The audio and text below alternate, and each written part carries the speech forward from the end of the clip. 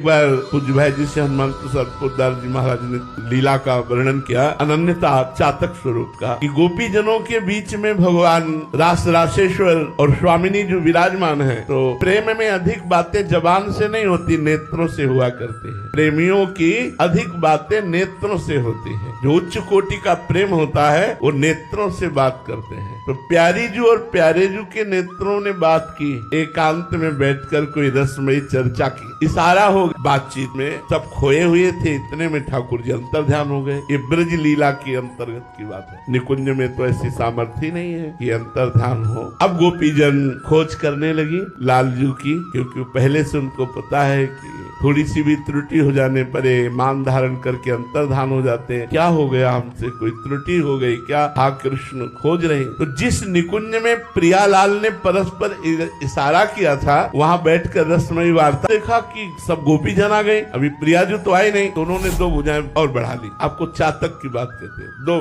दो भुजाएं बढ़ा ली। वृंदावन के बाद मथुरा में 4 भुजाधारी ही रहे, मथुरा द्वारिका 4 भुजाधारी ही रहे। गोपीजन नजदीक गए, बिल्कुल भाव नहीं बना, प्रणाम किया और कहा, हे चतुर्भुज नारायण, आप हम पर ऐसी कृपा करें, मेरे लाडले श्याम सुंदर शीघ्र ही मेरे नेत्र गोचर हो। वही श्याम सुंदर केवल 2 भुजा बढ़ा ली तो गोपी जनों का प्रेम गुप्त हो गया और कहा, हे नारायण आप कृपा करो और मेरे लाडले श्याम सुंदर मेरे नेत्र गोचर हो, और चली गई। भगवान ने देखा कि कितनी अनन्यता है, केवल 2 भुजा बढ़ा लिया तो इनके अंदर का प्रेम गुप्त हो गया। और जब प्रिया जी उस कुंज में जे ही चरण पधराए तो लालजू ने सोचा 2 भुजा उनको भी दिखाए चतुर्भुज रूप, लेकिन उनकी 2 भुजा अपने आप अंतर ध्यान हो गई, दुर्ज मुरली मनोहर के रूप में ही विराजमान।